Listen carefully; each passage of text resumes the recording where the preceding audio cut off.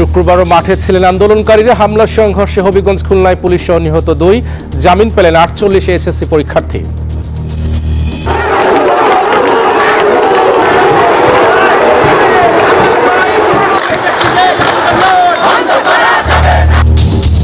ছাত্র আন্দোলনের সমর্থনে রাজধানীতে বিভিন্ন শ্রেণীর পেশার মানুষ, আটক ছাত্রদের ভর্তি ও শিক্ষা প্রতিষ্ঠান খুলে দেওয়ার আলটিমেটাম।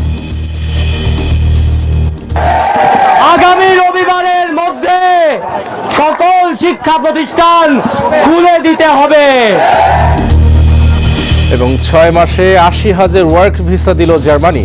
কর্মী সংকট কাটাতে নানা পদক্ষেপ, সুযোগ কাজে লাগাতে বাংলাদেশি তরুণদের প্রতি রাষ্ট্রদূতের আহ্বান। এবারে বিস্তারিত সংবাদ। খণ্ড খণ্ড মিছিল বিক্ষোভ দিয়ে ফের রাজধানীতে উত্তাপ ছড়িয়েছে আন্দোলনকারীরা। এর মধ্যে রাজধানীর উত্তরা, রামপুরা, নতুন বাজার, সায়েন্স ল্যাব সহ বিভিন্ন জায়গায় বিক্ষিপ্ত মিছিল করে শিক্ষার্থীরা। বৈষম্য বিরোধী ছাত্র আন্দোলনের প্রার্থনা ও ছাত্র জনতার গণমিছিল কর্মসূচি বাস্তবায়নে মাঠে নামে এসব শিক্ষার্থী। এছাড়া মিরপুর সহ আরও কয়েকটি এলাকায় পুলিশ সহ আইন শৃঙ্খলা রক্ষা বাহিনীর সদস্যদের বাধায় রাস্তায় নামতে পারেনি শিক্ষার্থীরা। এদিকে কোটা আন্দোলনের সহিংসতায় আটক 48 এসএসসি পরীক্ষার্থীকে জামিন দিয়েছেন আদালত। কারফিউ আর সেনাবাহিনীর শক্ত অবস্থানে বেশ কিছুদিনের বিরতি ভেঙে আবারও রাজপথে শিক্ষার্থীরা। ছাত্র জনতার গণমিছিল বাস্তবায়নে সকাল থেকে বিক্ষিপ্তভাবে রাজধানীর বিভিন্ন জায়গায় বিক্ষোভ করে তারা। উত্তরের শিক্ষার্থীরা নামার চেষ্টা করলে বাধা দেয় পুলিশ। এ সময় দুপক্ষের ধাওয়া পাল্টা ধাওয়ার ঘটনা ঘটে। সংঘর্ষের এক পর্যায়ে বিক্ষোভকারীদের ছত্রভঙ্গ করতে সাউন্ড গ্রেনেড ও কাঁদানে গ্যাস ছোড়ে পুলিশ। সকালে আফতাবনগর এলাকায় বিক্ষোভ করেন ইস্ট ওয়েস্ট ইউনিভার্সিটির শিক্ষার্থীরা। একই সময় গণমিছিল করে ব্র্যাক ইউনিভার্সিটির কয়েকশো শিক্ষার্থী। এ সময় নানান স্লোগান দেয় বিক্ষুব্ধ শিক্ষার্থীরা।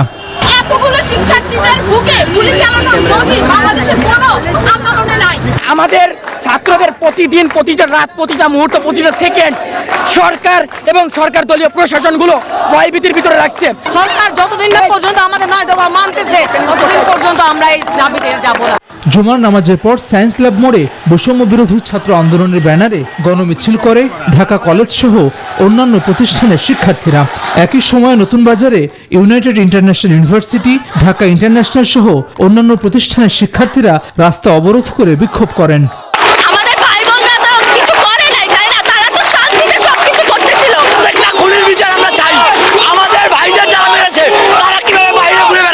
এদিকে কোটা আন্দোলনের সহিংসতার ঘটনায় আটক 42 এইচএসসি পরীক্ষার্থীকে জামিন দিয়েছেন আদালত। যে 42 জনকে আজকে জামিন শুনানি করে এবং ওনাদের মুক্তির ব্যবস্থা করা হয়েছে। আর কোনো শিক্ষার্থী আটক থাকলে তাদের বিষয়ে পরে সিদ্ধান্ত নেওয়ার কথা জানিয়েছেন আইনজীবীরা। হাসান ওয়ালি, নিউজ 24, ঢাকা। দেশের বিভিন্ন স্থানেও বিক্ষোভ গণমিছিল ঘিরে কয়েকটি জেলায় সংঘর্ষ, ধাওয়া পাল্টা ধাওয়ার ঘটনা ঘটেছে। এর মধ্যে সংঘর্ষে রণক্ষেত্র হয়ে ওঠে হবিগঞ্জ। গুলিবিদ্ধ হয়ে এক যুবক নিহত হয়েছেন। আগুন দেওয়া হয়েছে জেলা আওয়ামী লীগ কার্যালয়ে। খুলনায় সংঘর্ষে গুলিবিদ্ধ হয় 5 জন। এর মধ্যে এক পুলিশ কনস্টেবল নিহত হয়েছেন। এছাড়াও গণমিছিল বিক্ষোভ কর্মসূচিতে ময়মনসিংহ, টাঙ্গাইল সহ বেশ কয়েকটি জেলায় হামলা, বাধা ও সংঘর্ষের ঘটনা ঘটেছে। প্রতিনিধিদের পাঠানো তথ্য ছবিতে ডেস্ক রিপোর্ট। ধাওয়া পাল্টা ধাওয়ায় উত্তপ্ত লক্ষ্মীপুর। জুমার নামাজের পর লক্ষ্মীপুর শহরের চকবাজার জামে মসজিদ প্রাঙ্গণ থেকে পাল্টাপাল্টি মিছিল বের করে ছাত্রলীগ, যুবলীগ ও বৈষম্য বিরোধী ছাত্ররা। পাল্টাপাল্টি স্লোগানে উত্তপ্ত হয়ে ওঠে পরিস্থিতি। এ সময় ইটপাটকেল নিক্ষেপ করে দুই পক্ষ। শুরু হয় ধাওয়া পাল্টা ধাওয়া। সংঘর্ষে আহত হন বেশ কয়েকজন। খুলনায় কোটা বিরোধী আন্দোলনকারীরা সড়ক অবরোধ করে বিক্ষোভের সময় বাধা দেয় পুলিশ ও বিজিবি। চলে দফায় দফায় সংঘর্ষ।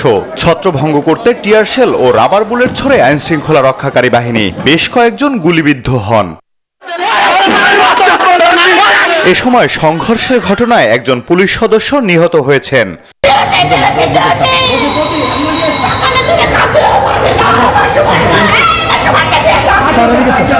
হবিগঞ্জে আন্দোলনকারীদের সাথে ছাত্রলীগ, যুবলীগ ও পুলিশের ত্রিমুখী সংঘর্ষ হয়েছে।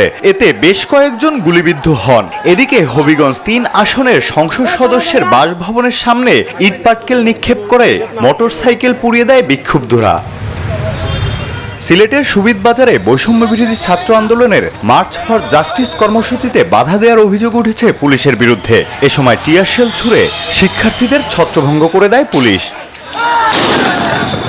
টাঙ্গাইলে 9 দফা দাবিতে ঢাকা টাঙ্গাইল বঙ্গবন্ধু সেতু মহাসড়ক অবরোধ করে বিক্ষোভে নামে শিক্ষার্থীরা। দাবি আদায় না হওয়া পর্যন্ত আন্দোলন চালিয়ে যাওয়ার ঘোষণা দেন তারা। ময়মনসিংহে ছাত্র জনতার গণমিছিলে শিক্ষার্থী সহ বিভিন্ন শ্রেণী পেশার মানুষ অংশ নেয়। নগরীর টাউন হল মোড় থেকে একটি গণমিছিল বের হয়ে নতুন বাজার গাঙ্গিনার পার হয়ে নগরীর কৃষ্ণচূড়া চত্বরে গিয়ে শেষ হয়। এছাড়া বগুড়া, সিরাজগঞ্জ, পাবনা সহ দেশের বিভিন্ন স্থানে গণমিছিল কর্মসূচি পালন করেছে বৈষম্য বিরোধী ছাত্র আন্দোলন। Desk report, news 24। শিক্ষার্থীদের আন্দোলনের সমর্থনে আজও রাজপথে ছিল বিভিন্ন স্তরের মানুষ। প্রার্থনা ও ছাত্র জনতার গণমিছিল কর্মসূচি পালন করতে রাজধানীর জাতীয় মসজিদ বাইতুল মোকাররম এলাকায় বাদ জুমা পুলিশের বাধা অতিক্রম করে মিছিল করেন আন্দোলনকারীরা। কেন্দ্রীয় শহীদ মিনার থেকে জাতীয় প্রেস ক্লাবের শিক্ষক ও নাগরিক সমাজের ডাকা দ্রোহ যাত্রায় যোগ দেয় কয়েক হাজার মানুষ। ধানমন্ডিতে মানববন্ধন করে শিল্পী সমাজ। শুক্রবার জুমার নামাজ শেষে বাইতুল মোকাররম থেকে শুরু হয় ছাত্র আন্দোলনের সমর্থনে জনতার মিছিল। এ সময় ছাত্র হত্যা সহ সব নির্যাতনের প্রতিবাদে বিভিন্ন স্লোগান দিতে দেখা যায় আন্দোলনকারীদের। মিছিলটি দুপুর 2:30টার দিকে শাহবাগ এলাকা থেকে ঢাকা বিশ্ববিদ্যালয় এলাকায় যেতে চাইলে বাধার মুখে পড়ে। পরে সেখানেই অবস্থান নেন তারা। এদিকে দ্রোহ যাত্রার কর্মসূচিতে শিক্ষার্থী, শিক্ষক, অভিভাবক, নাগরিক সমাজের প্রতিনিধি ও বিভিন্ন ছাত্র সংগঠনের নেতাকর্মী সহ জড়ো হন হাজারো মানুষ। রাজাকারের মতো হায়াম জানানোর মতো ব্যবহার বন্ধ করতে হবে জনগণের সাথে। শেখ হাসিনার বিচার চাই আমরা, খুনি আমাদের যে ছাত্র জনতা মারা গেছে এটার বিচার আমরা চাই।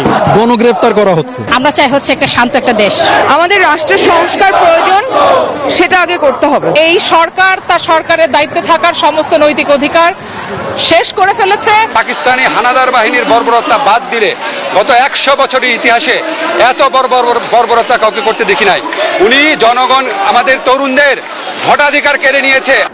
যাত্রাটি রাজধানীর জাতীয় প্রেস ক্লাব থেকে শুরু হয়ে ঢাকা বিশ্ববিদ্যালয়ের দোয়েল চত্বর ও টিএসসি হয়ে কেন্দ্রীয় শহীদ মিনারে গিয়ে শেষ হয়। এই সরকারের কাছে আমাদের চাওয়া পাওয়ার কিছু নাই, তাদের বিচার করার বিষয় আছে। অনেক বিচার জমে গেছে, সেই বিচার করতে হবে।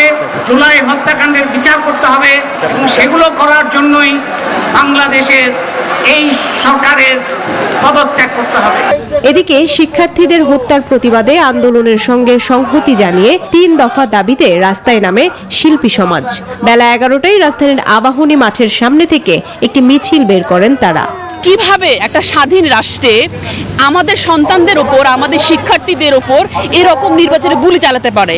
এত বড় স্পর্ধা কাদের, আমি আসলে জানতে চাই। এদিকে কোটা সংস্কার আন্দোলনে নিহত সাংবাদিকদের স্মরণ করে সাংবাদিক হত্যার বিচার চেয়ে মানববন্ধন করেছে গণমাধ্যম কর্মীরা। মারুফা রহমান, নিউজ 24, ঢাকা। চলতি বছরের প্রথম 6 মাসে 80,000-এরও বেশি ওয়ার্ক ভিসা প্রদান করেছে জার্মান সরকার। এই সংখ্যা গত বছরের একই সময়ের তুলনায় 3,000 বেশি।